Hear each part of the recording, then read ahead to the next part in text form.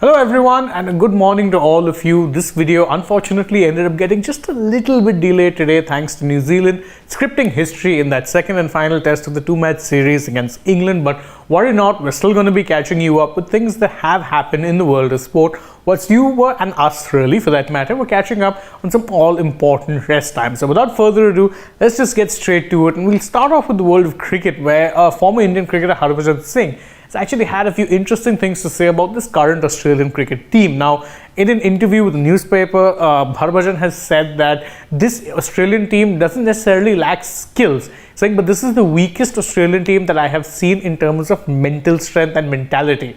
This particular Australian team, according to Harbhajan, says that they don't really seem to have much application of fight because they haven't really applied themselves much on spinning tracks. And to be fair, getting spinning tracks in India is nothing new, saying, but their plans were off, and what's more, they seem to give up very easily. Now, again, it's a very valid comparison, especially considering the fact that in both of the test matches that Australia have lost, you've seen their body language kind of droop as the match has gone on and on, because they've given up on actually trying to fight back, even if at that point a victory seemed the furthest thing away from being possible. Sticking with cricket news, and let's talk about what Ian Bishop has said, something rather interesting on Jasprit Bumrah. And Bishop, who himself, mind you, used to be a fast bowler with a slightly unorthodox action, who then after a spate of injuries had to remodel his action and was never the same, has said that Bumrah shouldn't necessarily look to remodel how it is he bowls, but he needs to be, his workload needs to be managed very, very carefully. He's saying, he cited examples of the likes of Mitchell Starc, saying that Starc often ends up missing out on whole tours or, one match here or one match there,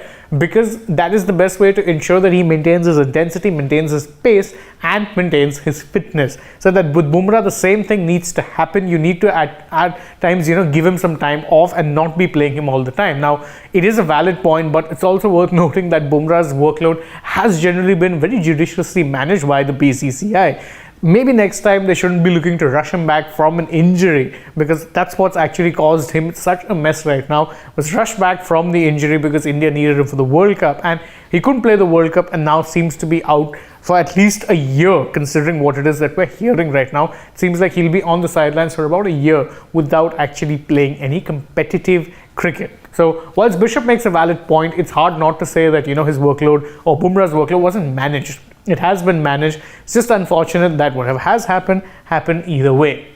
Sticking now with cricket news, and of course, if you don't know this by now, just to catch you up rather quickly, New Zealand scripted history with a one-run win over England in the second test of their two-match series. Now, not only does this test match victory ensure that New Zealand's unbeaten record at home from 2016-17 stays intact, it's also the first time that England under the Bazball era have lost when the test match has gone to the fourth innings. In fact, we've done a whole video on a lot of the interesting stats that have come out from this match. You can go ahead and check that out on our channel if you haven't already. And we've also done a bit of a recap on the match. You can check that out too if you ended up missing out on the match because you, like many others, thought that an England win was a foregone conclusion. Now, again, moving on from the world of cricket to the world of football, and the FIFA Best Awards took place last night, and two of the favorites to win the main prizes were the ones who ended up winning it. Lionel Messi, fresh from leading Argentina to their first World Cup in 36 years, won the Best FIFA Men's Player of the Year award,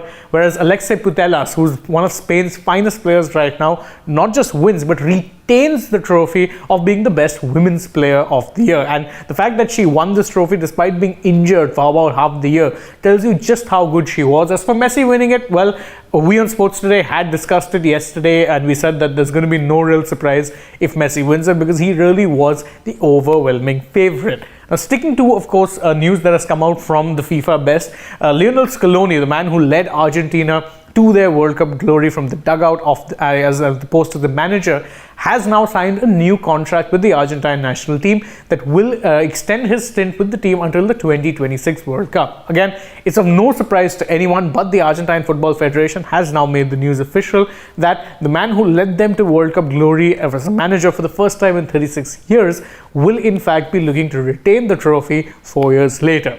Good news indeed if you're an Argentina fan, especially considering just how wonderfully Scaloni masterminded that entire win. Now, sticking with football news, but with something that's rather more grave and serious in nature, Paris Saint-Germain and Morocco footballer Achraf Hakimi has been accused of rape. Now, the complainant, who's a 24-year-old who stays in the city of Paris, which is where Hakimi is currently living as well, considering he plays for Paris Saint-Germain, had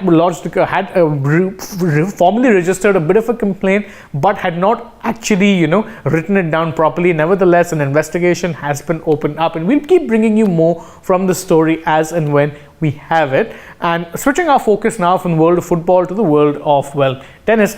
Andy Murray actually, had a rather interesting run in the Qatar Open recently, where he ended up making the final, lost out in the final to Daniil Medvedev. But the rather long run that he ended up having in Qatar has seen him, in fact, pull out of the tournament that he was supposed to be playing in next, which is, of course, the Dubai tournament. He was going to be playing there, but he said that, look, I need to be a little bit smart with how it is I manage my workload, my body. I don't expect to be playing the same way I did when I was, 5 or 6 years ago.